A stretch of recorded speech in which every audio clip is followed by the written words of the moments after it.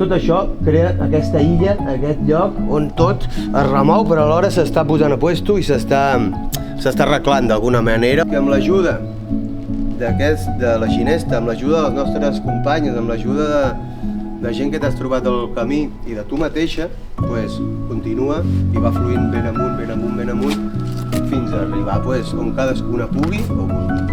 Estic molt orgullosa i per mi és un honor fer aquesta presentació avui en aquesta jornada. El discurs més educatiu que podeu escoltar és el d'ells dos, ¿no?